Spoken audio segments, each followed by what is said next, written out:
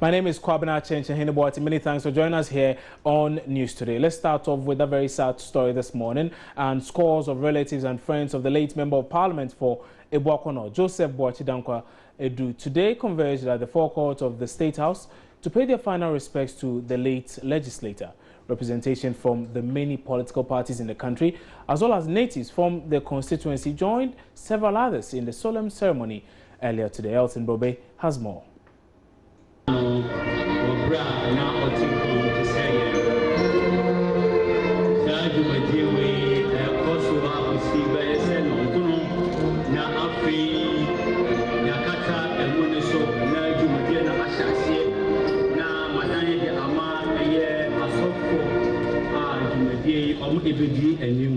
For taking the life of a man who was to do a lot for his family, his constituency, and for the country, Ghana.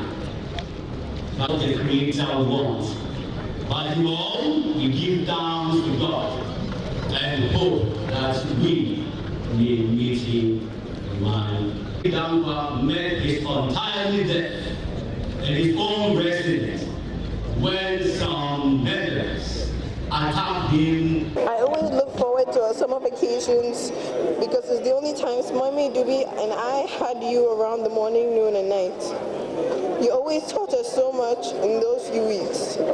When I think back to our holiday in Morocco, where you kept on mispronouncing tagine to make us laugh, I miss you because you taught us to laugh. Over the years, we actually got along pretty well with turbulent moments, just like with every family. I moved from calling you Kofi to calling you Dada. That made me smile and the children grimace. I call you that because your father to so many. Dada J, you did dedicate yourself to and fight for your constituency friends. You had your words, but I guess you could be what and how you thought you could be.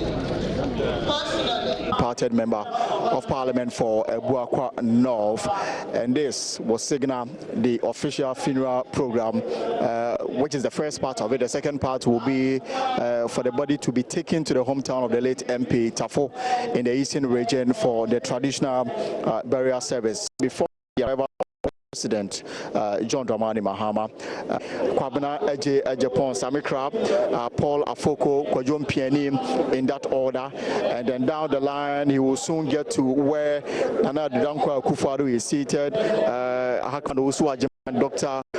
Owusu Efi, a member of Parliament for so the acting national chair of the MPP.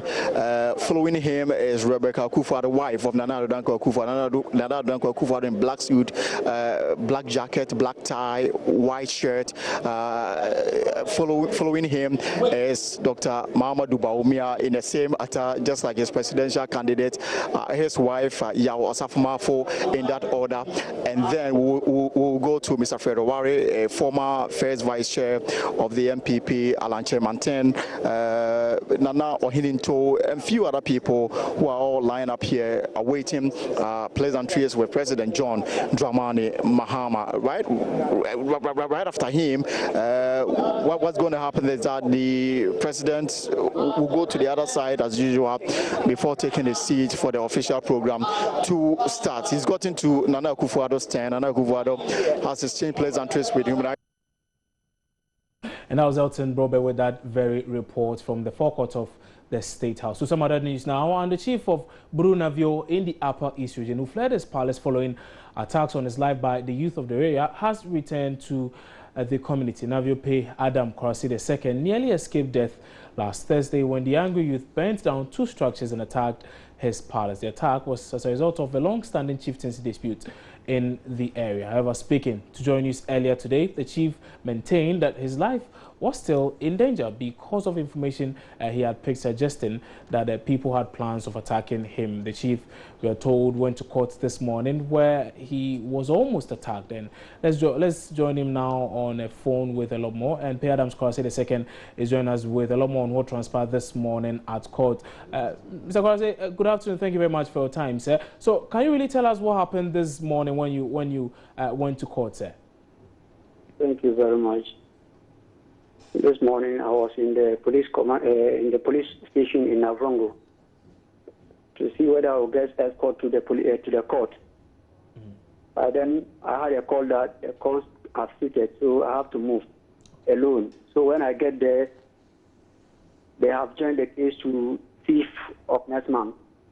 And then the guys are still there, very serious to attack me this morning again. So I called the Paga district commander. This is what is happening there. It took him time before he got there. And then when he was there, he saw what is going on. And then there was the Navrongo BNI boss too. He was there. Okay, so I want to find out exactly what was going on, because the mere fact that you see someone who purports to be your enemy does not necessarily mean the person is going to harm you. So what was really happening there? They are there to attack me again. So I was inside. When I came out, I have to go back inside the court because there was serious attack outside. So I saw the district commander say, look at the people and then look at what is happening. That he is alone then. I say, is it my duty for me to call another security officer? So later they now called a team from Boga. When they came there, the boys ran away. So it took me time before I come out from the court. Okay, I want to find out what excuse or what reason was given for the police not being able to escort you to the court in the first place. I don't know, that they were there preparing some documents to bring to the court. That's the reason why they have delayed. That's why the commander told me. The last time we spoke to the police on this issue, they mentioned to us that, well, a number of arrangements had been made and that there was enough security detail available to you and your palace, just to ensure that there's peace in the town. So this comes as a bit of a discrepancy from what we heard from the police earlier on. Why so? As of now, in my palace, there is a security, but my movement to the court, when I'm out from the court, they escort me to home. But when I was going to the court, there wasn't something like that. So I called them personally. It took me time. He doesn't pick my call. So later he came to the court and he saw what is happening. I even showed him some of the guys for them to arrest them. That he's alone there. Okay. So what do you plan on doing now? Probably getting your own security? For now, I'm just going to the regional commander with my lawyer to explain what is going on. And then those who were trying to attack me, I have their names. I'm sending it there right now. Okay, right. Many thanks for your time on News Today this afternoon. We'll be getting some responses from the police as well. If not on this very show, we'll be bringing that to you on our news analysis program, The Pulse, which airs at 3 p.m. on the Joy News channel here on Multi TV. And indeed, you just heard me speak to Pay Adams Korasi II. He is the chief for Paga, and he's been telling us a lot more about that attack that he says almost happened this morning at the courts.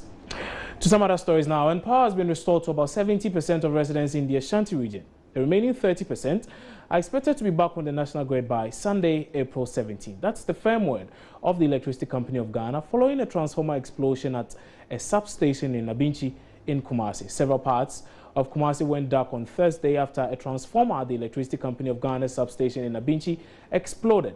Several wires and underground cables were affected in the explosion, plunging the town into total darkness. But speaking on News Desk earlier today, Regional Public Relations Officer for the ECG, Erasmus Beidu, says the ECG is seriously working around the clock to ensure full restoration of power. He says temporal measures have been put in place to handle the situation while help from Accra arrives. Interestingly, we don't have separate parts of the city. It's all linked up. And so what happened yesterday affected Kumasi and other areas. Okay. And so if we're able to do some re-engineering to pick the load for other places, yes, that is the situation. And so other places are also having light the same way as some parts of Kumasi are also having supply. What is going on is that we are seriously working hard around the clock to make sure that by close of work today, at least we should be able to pick about 90% of our customers. And by 48 hours, everybody should be on supply. We've gone beyond 50%. Now we are around 60 to 70%. Okay. And so we are working hard and making sure that at least we're able to isolate the portions that got bent and then transfer load across the substations that were not affected. And then also making sure that we replace the bent equipment as soon as possible. So we are making sure that all things being equal, by close of work today, we should pick a lot of the load and leave the very, very critical one for tomorrow. So that's what is going on now. That's a temporary arrangement. A temporary arrangement. And so that's why I'm saying that within 48 hours, we should be able to bring the whole load on and the normal balancing mode so that at least the assets will not suffer so much.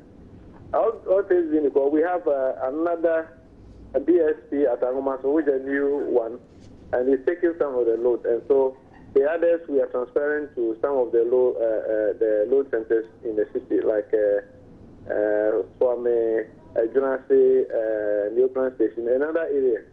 And that's what I said, we are doing some engineering work, and we hope that we'll be able to manage it as it is. It is still very, very technical, and we've not been able to put our finger to it exactly. We have a very strong technical team, and we should be able to do that. And so there's no problem, no cause for alarm at all. Investigations are ongoing. As I told you, it's very technical because our system is linked to the VRA and Greco systems. And so we are trying to find out all these things, and then our outgoing feeders and all that.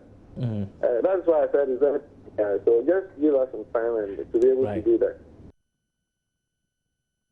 And there was panic and lots of education from all health institutions when a meningitis outbreak hit parts of the country earlier this year. The Health Ministry assured they were on top of issues. Well, this morning, Sector Minister Alex Segbefia revealed that as of Wednesday, April 13, 2016, 2,184 cases of meningitis had been confirmed in the country, adding that 93 deaths had occurred in 59 districts across 9 regions in the country. My colleague Matilda Pomega, who is at this media briefing, is joining me now on phone with a lot more details. So, Matilda, what more did the minister say? Yes, so as we speak now, we have some good news because for 4 weeks now, no meningitis death has occurred in these areas that are on the meningitis belt. So for 4 weeks now, we haven't recorded any new deaths. So as we already know that 93 deaths have been recorded as of 13th April out of the 2,184 confirmed cases across the country. The press conference today is to dispel some of these rumors about cases that are being recorded. But it doesn't also mean that we are out of the meningitis danger. There are still some isolated cases that are still being recorded in some regions in the country. Indeed, I was just about asking that question, whether or not this in any way suggests that we've been able to deal with this meningitis scare. Yes, I don't think there'll be any way we'll be able to deal with it completely because we still have areas that are still on the meningitis belt. So every year it's expected that meningitis cases will be recorded, like the 3 northern regions, parts of the Brown region, and parts of Volta region. These lie along the meningitis belt. These areas it's expected that we will be recording some meningitis cases.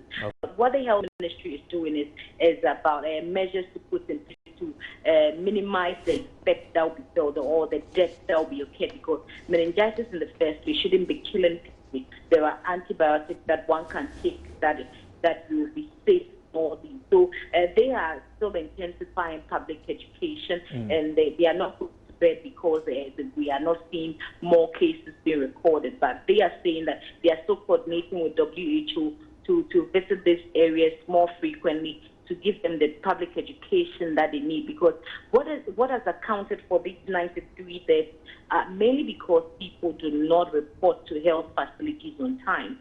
So any signs or symptoms that these people experience, they have been advised to report to health facilities early. So, we have some good news that in the past 4 weeks, no meningitis deaths have occurred, but we have some isolated cases. Okay, I just want to find out whether or not we know whether there are still some more cases currently being treated in the hospitals across these 9 regions. Yes, so there are still some cases that are still being treated. So apart from the central region, all other regions have meningitis, but they didn't provide figures as and those who are still in the hospital who are being treated, but they confirmed that there are still some cases that they are dealing with. But you know, these kids for meningitis, they will tell you that there is a level in which they monitor, but out of these regions that are experiencing meningitis, we can't say they are still on the epidemic level. So as we speak, none of these regions are on the epidemic level because the cases we are seeing are not more than 10. So if the cases are more than 10, then they are still within the epidemic zone. But as we speak now, none of these regions are on the epidemic level. Do we know whether or not there are special arrangements that have been put in place to prevent a recurrence of what we saw earlier this year? Yes, so some of these steps that are being put in place is to enhance laboratory and surveillance capacity of these health facilities. Because a number of times, when these people report to the health facilities, because we have different strains of meningitis, they do not have the capacity to deal with these cases when they come in. So they are enhancing laboratory and surveillance capacity at some of these health facilities, and they are also intensifying their campaign to ensure early detection and rapid response to meningitis in health facilities as well. Matilda, we do know that the health minister, the sector minister, also touched on the tussle between the National Health Insurance Authority and service providers. I mean, what exactly did he say? Exactly. The health minister wouldn't really give details as to what they are doing to address these issues, because according to him, there's a committee that is already in place that is seen to address all these issues. So he's not going to talk about it. But what he can confirm to me is that as of September last year, they have cleared most of their debts. But as we speak now, there's an ongoing process to clear some of these out. Debt that is being owed, that they owe these service providers as well. Right. Matilda, many thanks for that update. And that was my colleague Matilda from Mega bringing us a lot more updates on the current state as far as meningitis. The meningitis care is concerned, as well as the recent comments being passed by the Minister on the National Health Insurance Authority. We'll be bringing a lot more on this a bit later on. But away from this, let's turn our attention to some security issues. And Director of the Faculty of Academic Affairs and Research at the Kofi Annan International Peacekeeping and Training Center, Dr. Emmanuel is calling for the retooling of the country's security apparatus to enable them effectively neutralize any threats of terror on the country. Reacting to comments by the president on a leakage of security intelligence of a possible terrorist attack on the country, Dr. Eni said much as the president is justified in his criticism of the security apparatus for the leak, emphasis should be placed on properly equipping the agencies to enable them effectively handle any possible threats that may exist. Dr. Eni spoke to me a short while ago on News Desk. We will always worry, but let me, for the sake of your listeners and for the sake of all of us, take a couple of steps back. Right. Now, if you remember, since 1991, when the Archer Commission report on the Ghana Police Service, for example, came out, and the subsequent white paper in 1993, at that point, Archer had argued very eloquently, the report on the Ghana Police Service, that we needed a certain increase, a proportional increase in the Ghana Police Service to the population. Now, this has never been done. So that what you see is that we are playing catch-up with respect to getting enough police officers, well-equipped, well-trained, dedicated, willing and prepared to lay their lives on the line. So the nature of our security policy making is not nuanced enough, and more often than not, is too partisan. The second is that yesterday I was quite happy when I heard some parliamentarians saying, oh, but we need to retool and re-equip the military. Now, if you go back 8 years over time, every instance where a government has sought to improve or to acquire equipment for the military, even for peacekeeping, that has led to a political battle and backlash in Parliament. Question: how can we design and develop a national security strategy that is forward-looking and can respond as quickly as possible to some of the unseen, unknown developments that are happening? You see, because the new recognition that we need to retool and re-equip our forces probably is coming a little too late.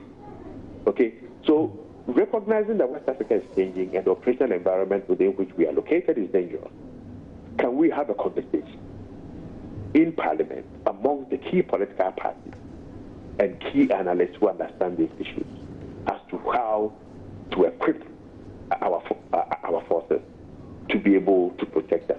Let's not forget that a poorly equipped force also puts the lives of the forces themselves at risk.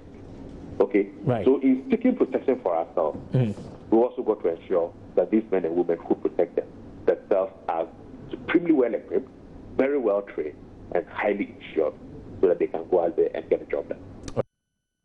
Taking a break here on News Today. We return shortly with a lot more stories. Don't go away.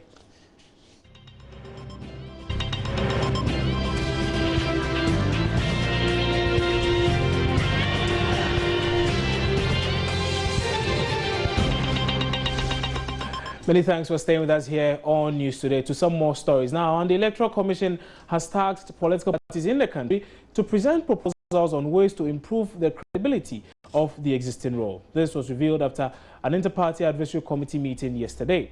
The credibility of the electoral role has generated debate following a demand by some opposition parties and pressure groups asking for its review. Kwashi Afreniam of our political desk was at an IPAC meeting where this issue came up and has been speaking to representatives of the two major political parties in the country on their proposals for ensuring a credible register. The Electoral Commission has come out of their guidelines for undertaking the exhibition. They have sent it both electronic copy to all of us. We are going through it. They are indicating proof of death.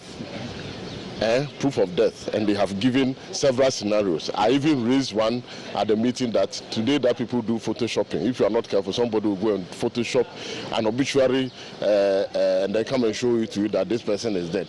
So we believe that for now, we want to concentrate on the limited registration. We as a political party are going to look at the scenario and the various guidelines that the EC has issued with regard to the cleaning of the register, and we will come out of some ideas before the time comes, because you must know that the limited registration exercise will end before the exhibition, and we want to focus our attention on the limited registration. The parties were asked to bring their opinions on what the process should be. Unfortunately, the NPP was the only party that brought theirs. So the commission, I believe, will wait for the rest from the other parties, and then the position will be taken. Position on what the inputs from other parties are, and then we can wait the way in how we clean the register. Absolutely. Okay. Well, the parties have also been commenting on the Electoral Commission's decision to opt for a new logo, a decision that has generated widespread controversy. Now, while the NPP describes the move that many have suggested as an exhibition of misplaced priority embarrassing, the ruling NDC cannot be bothered. We as a political party, we are not concerned about the Electoral Commission logo, because the Electoral Commission logo does not play any part in the electoral process that we are going to organize. And I don't think that we should divert people's attention and go and talk about logo. Electoral Commission is a body. If a body decides to change their logo, why should we go and concern ourselves with it? The matter was raised, and the EC chairperson says when they are outdooring the logo, they will explain the reasons and the rationale behind it. So I don't think that political parties must fret about this logo issue. Our concern is how the Electoral Commission will conduct the processes leading to a credible election. The MPP's point is that, well, there are more important things that the Electoral Commission needs to do. This shouldn't be their priority. What does it take to change a logo?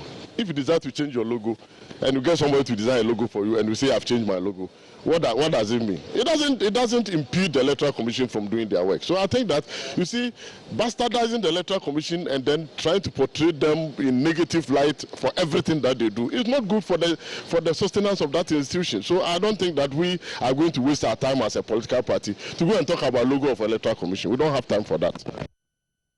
You may have learned all around. There is confusion, there is controversy, especially on social media, about a firm outside that believes that it's been said that is their logo. Indeed, we've seen the firm's logo. If you compare to the Commission's own, it's exactly the same thing, plagiarized. I mean, no two ways about it. And then you ask yourself, how did the Commission get into this? It's becoming a national embarrassment when our National Electoral Commission goes to copy the logo of another company. It's a bit worrying. The U.S. ambassador to Ghana has rejected suggestions that the presence of the two ex-Guantanamo Bay detainees could be a reason for the increased threat of terrorism in Ghana. Speaking at his first media roundtable dominated by issues relating to peace and security, Ambassador Robert Jackson says Ghana and U.S. security forces are set to begin a series of training to prevent terrorist threats. More of this on the Pulse later at 3. Make a date with the team. We're taking a break here on News Today. We'll be back with some business. Stay with us.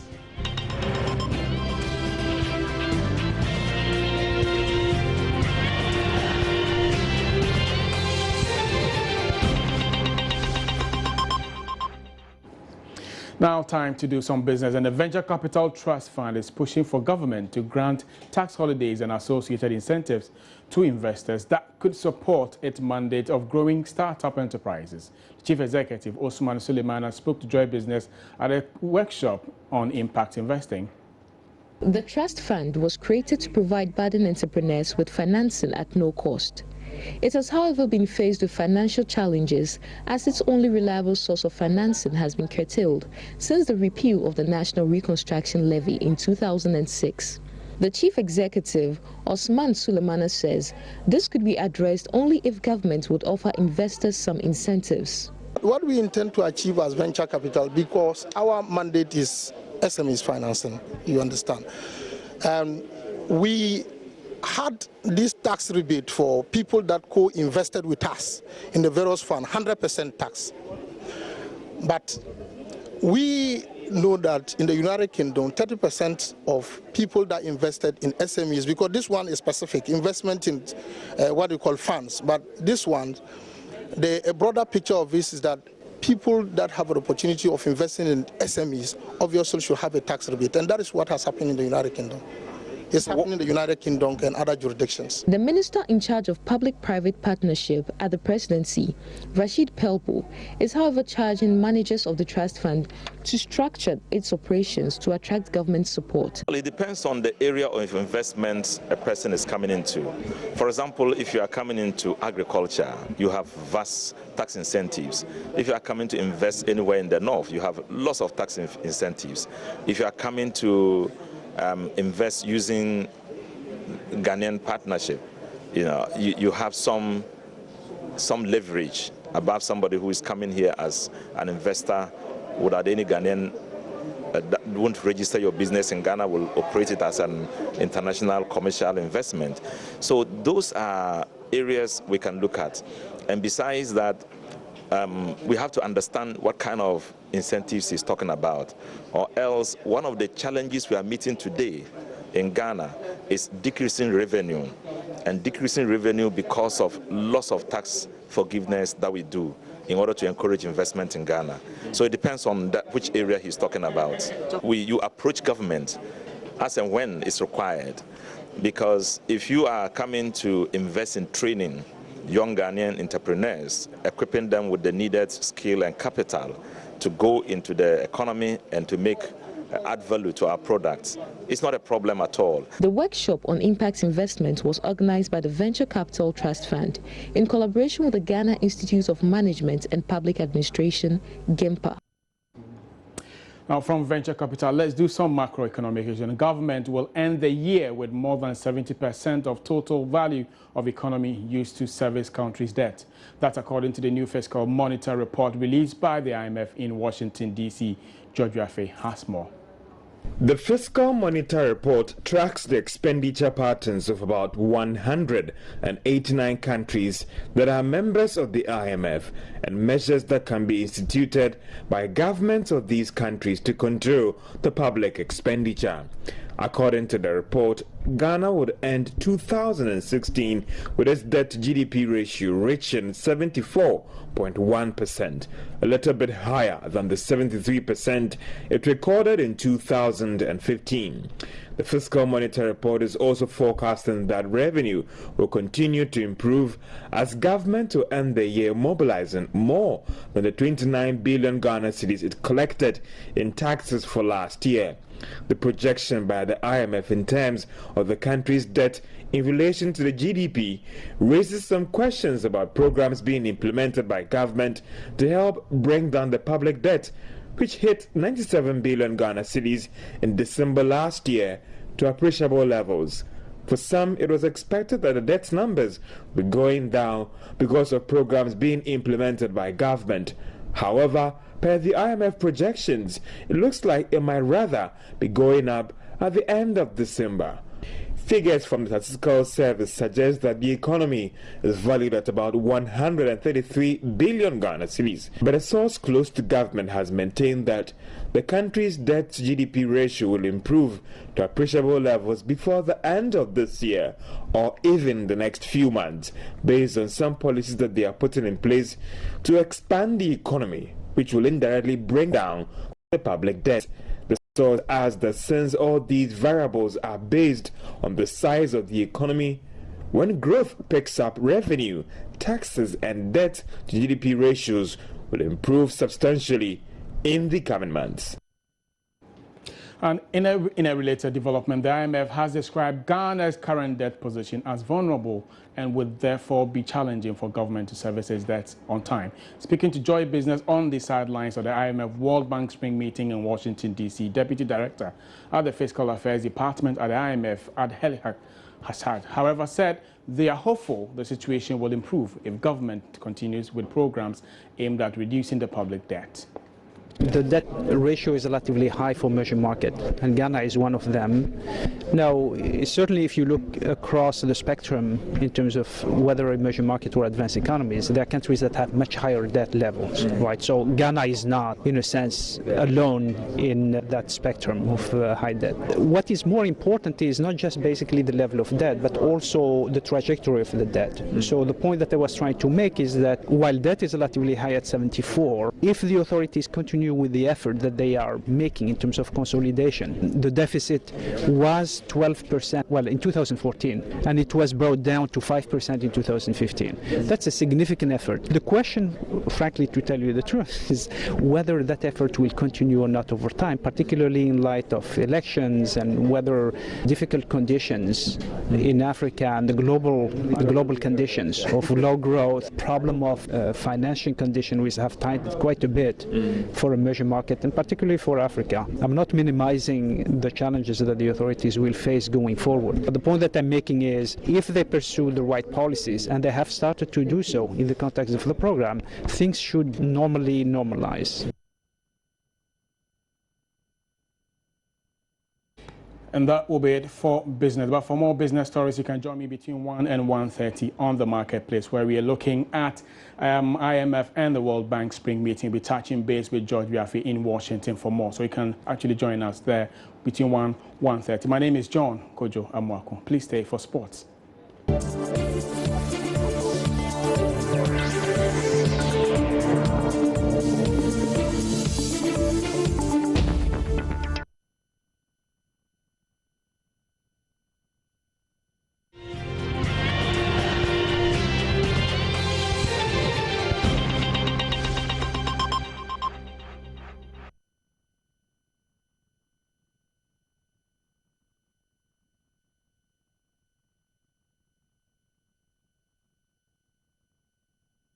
And that's how we wrap up on News Today this afternoon on your Joy News channel here on Multi TV. My name is Kwabena Chenchen Hinebochi. Remember to visit www.myjoyonline.com for a lot more stories.